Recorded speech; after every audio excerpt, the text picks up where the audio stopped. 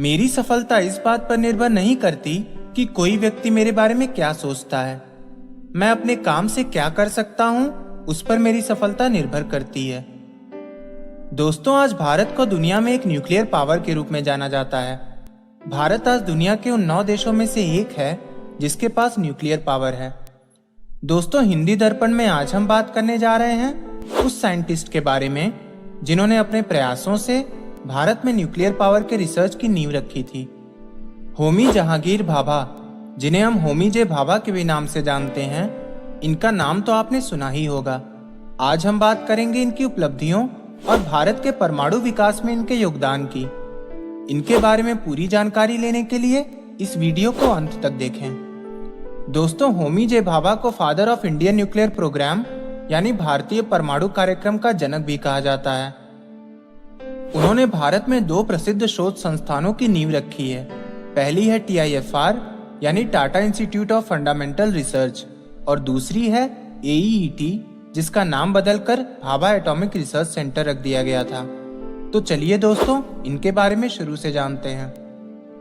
दोस्तों, होमी जे भाभा का जन्म 30 अक्टूबर 1909 को बॉम्बे के एक पारसी परिवार में हुआ था। उनका परिवार बहुत शिक्षित और धनी था। उनके पिता जहांगीर होरमुसजी भाभा अंग्रेजों के जमाने के एक प्रसिद्ध लॉयर थे। उनकी शुरुआती शिक्षा बॉम्बे के Cathedral and John Connon School से हुई। फिर वो एल्फिंस्टोन कॉलेज में पढ़े और उसके बाद रॉयल इंस्टीट्यूट ऑफ साइंस में एडमिशन लिए। पढ़ाई के अलावा उन्हें पेंटिंग और म्यूजिक का भी बहुत शौक था। उनके पिता और उनके रिश्तेदार दोराबजी टाटा, जो उस समय के बहुत बड़े उद्योगपति थे, दोनों लोग मिलकर उनके ऊपर कैम्ब्रिज यूनिवर्सिटी से मैकेनिकल इंजीनियरिंग करने का दबाव बनाने लगे, जिससे कि वो वापस आकर टाटा स्टील में काम कर सकें। दोस्तों, कैम्ब्रिज में जाने को उनके जीवन का टर्निंग पॉइंट भी कहा जा सकता है, क्योंकि उस समय कैम्ब्रिज यूनिवर्सिटी कई नए आविष्कारों का केंद्र बन चुकी थी। वहीं पर शोध कर रहे पॉल डिरैक से वो काफी प्रभावित हुए थे।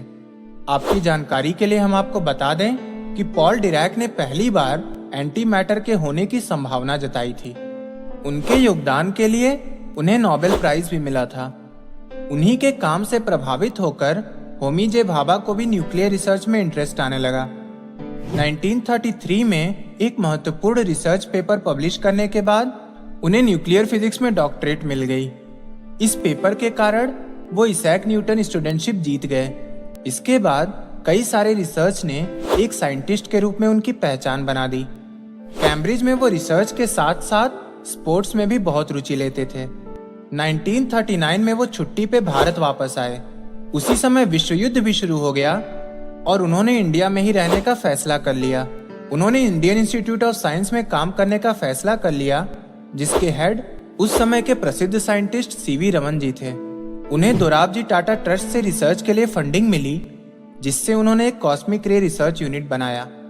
वहीं पर काम करते समय उन्हें इस बात का एहसास हो गया कि भारत में कोई एक ऐसा इंस्टीट्यूट नहीं है जहां न्यूक्लियर फिजिक्स के क्षेत्र में रिसर्च की जा सके। वो ये समझ गए थे कि भारत में भी कई ऐसे वैज्ञानिक हैं जो इस क्षेत्र में अलग अलग काम कर रहे हैं, लेकिन अलग अलग काम करने की वजह से कोई बड़ा आविष्कार नहीं हो पा रहा है। अगर कोई एक ऐसी जगह हो जहां सभी वैज्ञानिक एक साथ काम कर सकें और वहां काम करने की सारी सुविधाएं मौजूद हों, तो न्यूक्लियर फिजिक्स के क्षेत्र में भारत बहुत आगे जा सकता है। यही बातें उन्होंने सर दोराबजी टाटा ट्रस्ट को लिखी और उनसे एक इंस्टीट्यूट बनाने के लिए आर्थिक मदद की पेशकश की। उनका ये प्रपोजल स्वीकार कर लिया गया। 1945 में उन्होंने बॉम्बे में TIFR यानी Tata institute of fundamental research की नींव रखी। बाद में जब उन्हें लगा कि TIFR में पूरी तरह से एटॉमिक रिसर्च नहीं हो पाएगी, तो उन्होंने गवर्नमेंट से एक नई लेबोरेटरी बनाने की रिक्वेस्ट की, जिसे स्वीकार कर लिया गया और उसके लिए 1200 एकड़ जमीन अलॉट कर दी गई। और 1954 में AEET यानी एटॉमिक एनर्जी एस्टेब्लिशमेंट ट्रॉम्बे में काम शुरू हो गया। उनका दुनिया भर के बड़े वैज्ञानिकों से परिचय था, जिन्हें वो इंडिया में बुलाते थे और इंडियन साइंटिस्ट से मिलवाते थे, जिससे कि उन्हें कुछ सीखने को मिले और प्रोत्साहन मिले। उन्होंने परमाणु हथियारों पर रिसर्च करना शुरू कर दिया। भारत की आज़ादी के बाद 1948 में नेहरू जी ने उन्हें भारत के परमाणु कार्यक्रम का डायरेक्टर बना दिया और देश के लिए परमाणु हथियार विकसित करने की जिम्मेदारी उन्हें ऑफिशियली सौंप दी। उनके द्वारा किया गया एक महत्वपूर्ण शोध भाभा स्कैटरिंग आज पूरी दुनिया में न्यूक्लियर फिजिक्स में पढ़ाया जाता है। 1954 में उन्हें भारत सरकार द्वारा पद्म भूषण से सम्मानित किया गया था। उन्होंने उस समय के एक और प्रसिद्ध साइंटिस्ट विक्रम साराभाई को स्पेस रिसर्च के लिए एक राष्ट्रीय कमेटी बनाने में बहुत सहयोग दिया था।